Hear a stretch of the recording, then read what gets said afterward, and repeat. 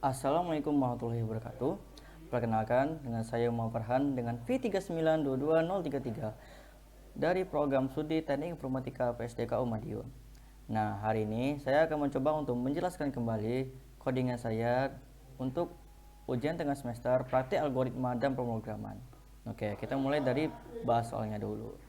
Oke, satu, buatlah sebuah program pada permasalahan di bawah ini sesuai dengan algoritma yang telah Anda buat. Terdapat sebuah permasalahannya, yaitu perhitungan THR karyawan pada tahun 2021. Dalam perhitungan karyawan THR tersebut sesuai dengan masa kerja karyawan. Di antaranya adalah THR karyawan dengan masa kerja 1 tahun atau lebih dan THR karyawan dengan masa kerja kurang dari 1 tahun. Dengan ketentuan inputan nama, lama bekerja, dan gaji merupakan inputan dari user. Dan B, jika user memasukkan data kedua dan seterusnya, tidak perlu keluar dari program. Nah, jadi soalnya itu membahas tentang mencari THR karyawan berdasarkan dua kondisi, yaitu karyawan dengan masa kerja 1 tahun atau lebih dan THR karyawan dengan masa kerja kurang dari 1 tahun. Nah, dengan inputan dengan nama, lama bekerja, dan gaji merupakan inputan dari user. Jadi nanti user memasukkan data nama, lama bekerja, dan gaji ke dalam codingan tersebut supaya bisa diproses. Nah, yang B, maksud yang B itu adalah ketika user memakai codingan kita, itu codingannya itu kan satu data itu selesai, tapi bisa dipakai kembali gitu, di looping gitu. Jadi nggak perlu lagi ngeran berulang, jadi nggak perlu gitu. Oke, kita langsung ke codingannya. Nah, di codingannya tersebut, pertama saya membuat dulu projectnya, file projectnya. Setelah itu kita lanjut ke codingannya. Di sini saya menggunakan Java Auto Scanner supaya bisa data-data dari input user bisa dibaca oleh sistem. Nah, lanjut. Nah, di sini menggunakan scanner data karyawan. Kenapa scanner data karyawan sama dengan new scanner sistem input? Nah, jadi maksudnya apa? Di sini scanner data karyawan input user adalah inputan baru. Ia bakalan terbaca oleh scannernya. Nah, kenapa data karyawan bukan my object segala macam? Karena di sini data-data tersebut berasal dari karyawan. Nah, lanjut kita di sini saya menggunakan while true supaya codingannya ini tersebut bisa dipakai berulang kali secara infinity. Nah, lanjut ke bawahnya. Di sini saya memasukkan keterangan, yaitu ini saya memasukkan judul, menggunakan untuk atasnya saya menggunakan garis-garis minus-minus berulang kali. Nah, yang di bawah ini saya menggunakan keterangan, yaitu menghitung THR karyawan. Nah, ini fungsinya nanti buat apa? Supaya user tahu. Nah, ini codingannya digunakan untuk menghitung THR dari karyawan. Nah, lanjut ke bawahnya. Di sini saya menggunakan menggunakan keterangan kembali, yaitu silakan ketik sesuai dengan kondisi yang dicari. Nah, di sini kenapa saya menambah keterangan lagi? Karena di bawahnya itu terdapat dua kondisi, yaitu mencari tahu THR Anda dan keluar dari layanan. Nah, lanjut lagi di bawahnya. Di bawah ini saya memasukkan inputan user, yaitu pilih. Nah, pilih ini bertipekan data integer. Dikarenakan kenapa? Karena ini fungsinya nanti untuk memilih kondisi yang diinginkan, kondisi yang akan diprosesnya nanti, yaitu satu untuk mencari tahu THR Anda dan kedua itu adalah keluar dari layanan. Lanjut ke bawahnya. Nah, di sini kenapa menggunakan data karyawan? Data karyawan nanti ini sebagai data-data karyawan yang bakal terbaca oleh sistem. Inputan user ya bakal dibaca oleh sistem. Nah, setelah itu ditambah NXNT. Nah, kenapa pakai NXNT? Supaya inputan user tentang pilih ini nanti berdasarkan bilangan bulan ini valid gitu. Jadi misal kalau dimasukkan nilai kayak 12,0 atau nama orang ABCD gitu segala macam, maka dia gak bakal berproses, bakal error. Jadi penggunaan NextEnt ini bakalan dia akan lanjut ke proses selanjutnya asalkan dia tipe data itu benar dengan dengan inputan yang dimasukkan oleh user. Nah, di sini saya menggunakan switch pilih. Nah, setelah itu ini saya membuat dua kondisi, yaitu kondisi pertama mencari tahu tanda. Ini adalah proses untuk mencari tahu THR yang akan memasukkan THR ingin mengetahui THR ya dari karyawan tersebut. Nah, setelah itu case kedua yaitu case kedua ini adalah keluar dari codingannya tersebut. Jadi dia gak bakal berproses dan keluar, dan akan berhenti gitu. Nah, kita bahas dulu dari proses yang pertama, kondisi yang pertama, case yang pertama. Di sini saya meminta untuk user untuk memasukkan nama. Nah, di sini saya membuat keterangan masukkan nama karyawan /tab. Nah, tab ini gunanya buat apa? Supaya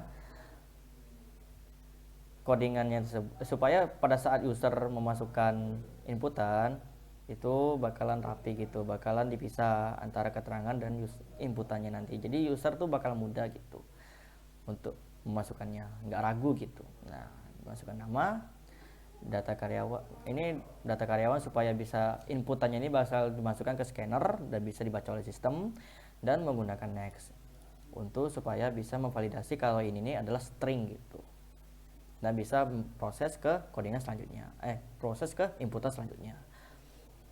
Nah, setelah itu saya meminta user untuk memasukkan lama bekerja. Lama bekerja ini saya minta dalam bulan, dan tipe data dari integer ini, tipe data dari lama bekerja ini adalah integer. Nah, setelah itu memasukkan data karyawan supaya bisa dimasukkan ke scannernya supaya bisa dibaca oleh sistem, dan NextEnt. Kenapa NextEnt? Karena data yang dimasukkan oleh data lama bekerja itu tipe datanya adalah integer gitu. Nah, lanjut ke input selanjutnya yaitu gaji karyawan. Di sini saya meminta untuk user memasukkan gaji karyawannya.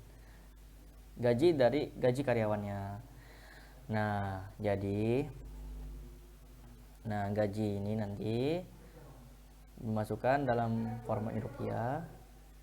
Nah, kenapa ada rupiah di sini? Karena kita di Indonesia dengan mata uangnya rupiah gitu. Nah, di sini saya menggunakan tipe data float untuk gaji karyawan. Nah, di sini menggunakan scanner lagi dan menggunakan next float. Nah, kenapa next float? Karena tipe data dari gaji karyawan itu adalah float. Nah, oke, lanjut ke proses. Nah, di sini saya menggunakan metode if else dengan dua kondisi.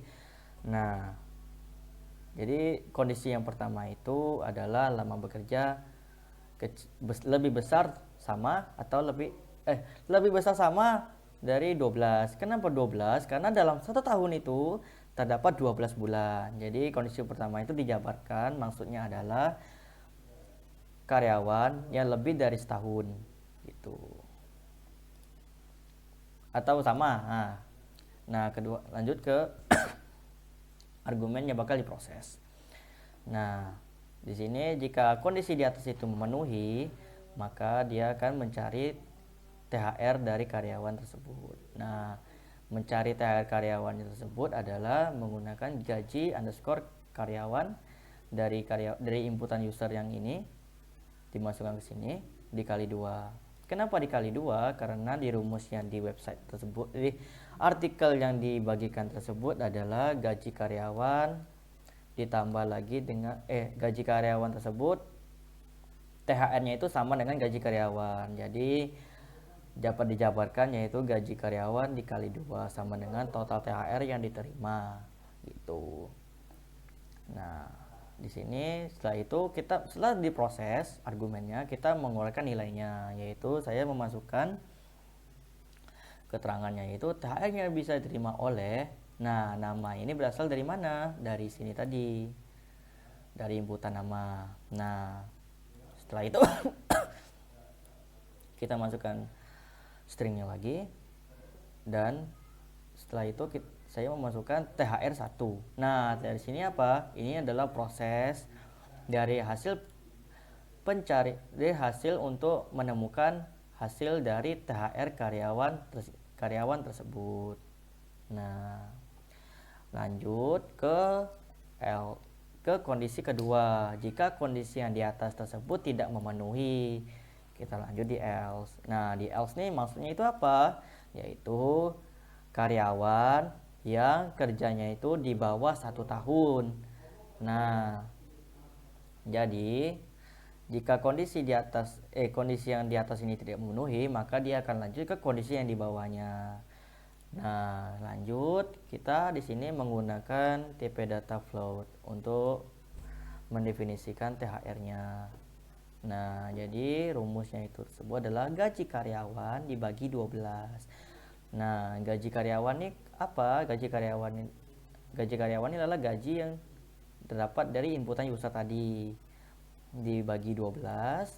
Setelah hasil ini dapat, hasil yang ini kemudian dikali dengan lama bekerjanya.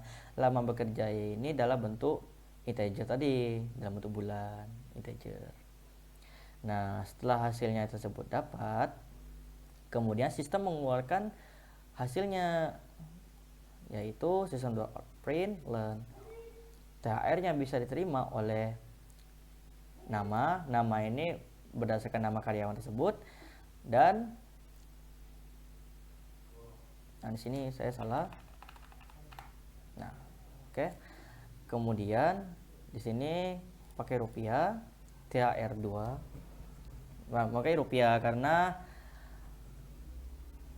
kita di Indonesia dan THR-nya tersebut biasanya dibagikan dalam mata uang rupiah. Nah, kemudian saya memasukkan variabel THR. Nah, THR-nya apa? THR-nya adalah hasil dari pencarian THR dari kondisi ini, dari kondisi kedua gitu. Nah, setelah itu saya memasukkan continue. Nah, continue ini fungsinya buat apa? Nah, fungsi continue ini adalah supaya codingan kita bisa dipakai kembali. Dari sini dikembalikan ke kondisi awal di sini gitu. Nah, setelah itu kita bahas ke kondisi yang kedua, ke case yang kedua atau pilihan yang kedua, yaitu mengeluarkan keluar dari layanan. Nah, jadi maksudnya ini adalah di sini saya membuat keterangannya terlebih dahulu. Terima kasih sudah menggunakan layanan kami. Maaf typo. Menggunakan layanan kami. Setelah itu saya menggunakan return. Nah, return ini gunanya buat apa? Supaya codingan kita ini bisa diberhentikan, yaitu proses dari loopingnya while true ini bisa diberhentikan dengan return. Jadi setelah diproses maka codingan ini bakalan berhenti itu. Nah, kita coba jalankan. Nah, di sini saya masukkan pilihannya itu pilihan satu aja terlebih dahulu ya. Nah, setelah itu nama karyawannya di sini saya mencoba namanya Juan. Nah, Juan. Nah, masukkan lama bekerja dalam bulan. Di sini lama bekerja dalam bulannya itu yaitu saya di sini memasukkannya yaitu 5 bulan aja, 5 bulan. 5 bulan. Nah, gaji yang dihasilkan selama 5 bulan tersebut per bulannya itu berapa? Yaitu saya memasukkannya 800 ribu ya. Nah, 800 ribu. Enter. Nah, maka selama 5 bulan tersebut maka gaji yang diterima oleh Juan yang sudah bekerja selama 5 bulan di perusahaan tersebut dapat berhak menerima THR sebesar segini. Rp333 sekian sekian sekian sekian. Nah, di sini karena kita menggunakan while loop, maka dia akan memproses kembali gitu. Nah, di sini saya akan mencoba kembali kondisi yang pertama dengan gaji karyawannya itu di atas tahun atau didefinisikan sebagai lebih dari 12 bulan gitu. Nama karyawannya di sini saya mau coba namanya Juan lagi aja. Nah, lama bekerjanya ini kita masukkan contoh misalnya 14 bulan, berarti 14 bulan berarti 1 tahun lebih dari 2 bulan. Otomatis kan dia melebihi, masuknya ke kondisi yang if. Nah, lanjut. Nah, gaji karyawan yang dihasilkan itu berapa per bulannya? Yaitu sini saya memasukkannya 900 ribu aja. Oke, enter. Nah, maka gaji karyawan yang diterima yaitu sebesar 1.800.000 gitu. Nah, di sini saya sudah mau selesai nih, nggak mau pakai lagi codingannya. Ya udah, saya tekan lagi kedua, kuadai layanan, dan bakalan selesai gitu. Maka codingannya ini nggak bakal berjalan kembali dan selesai. Nah, lanjut ke pembahasan soal nomor 2. Nah, nomor 2 ini, buatlah sebuah program pada permasalahan di bawah ini sesuai dengan algoritma yang telah Anda buat. XYZ merupakan perusahaan manufaktur yang memproduksi alat tulis berupa pulpen. Pada bulan Januari, perusahaan menghasilkan 10.000 buah pulpen. Karena permintaan terus-menerus meningkat, diiringi dengan penambahan tenaga kerja dan modal kerja, setiap bulannya perusahaan mampu menambah jumlah produksi sebanyak 500 buah.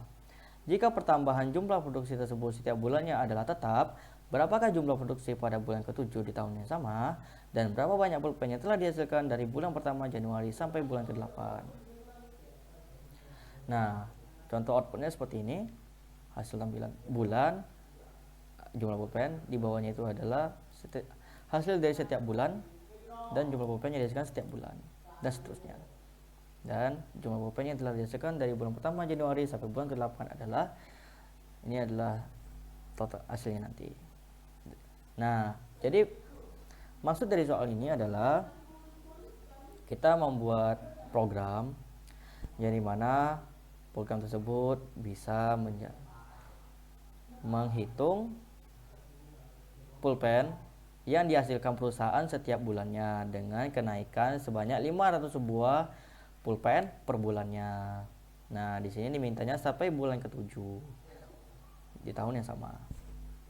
Nah, sampai minta ke bulan ke-7. Setelah itu dia meminta total jumlah pulpen yang telah dihasilkan dari bulan 1 sampai bulan ke-8. Nah, gitu. Jadi kita lanjut ke codingannya. Oke, kita lanjut saja ke codingan saya selanjutnya, yaitu di soal nomor 2. Nah, jadi saya pertamanya itu membuat 3 variabel, yaitu jumlah pena,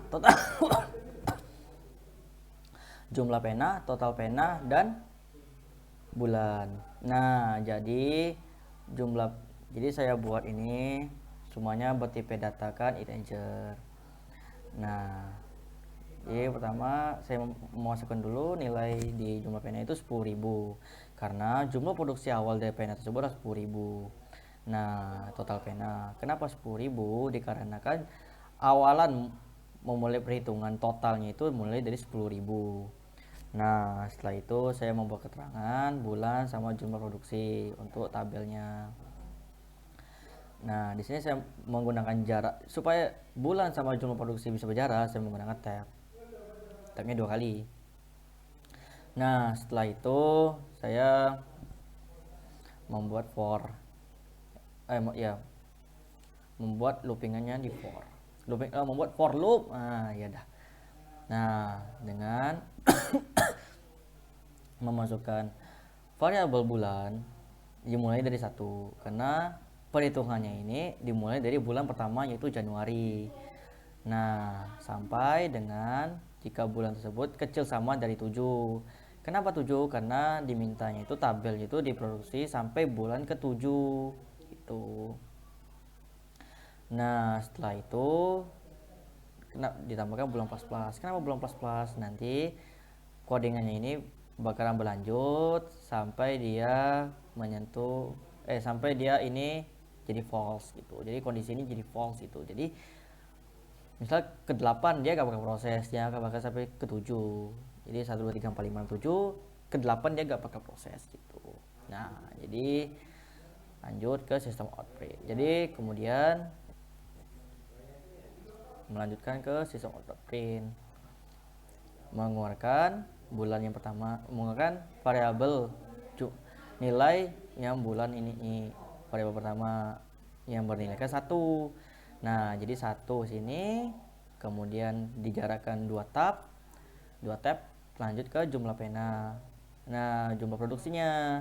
Jadi nanti keluaran pertamanya itu dari hasil sistem outprint ini yaitu bulan pertama 10.000 gitu. Nah, jadi lanjut nih ke bawah. Nih bawah ini nanti jika proses ini selesai yang di atas ini ya, maka dia akan lanjut ke nilai dari pena ini, jumlah produksinya bakal ditambah 500 karena pertumbuhan setiap bulannya itu dari jumlah produksi itu akan bertambah 500, stabil dia tambah 500 per bulannya. Dan kemudian lanjut nih ke total pena. Nah, ini bakal proses juga. Jadi bakal proses ke 10.000 tambah 10.000 ini ditambah dengan 10.500 dari hasil ini. Dia berproses tapi nggak ditampilin. Itu dia proses tapi nggak ditampilin.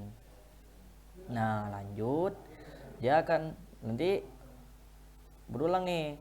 Nanti dia akan lanjut ke bulan kedua.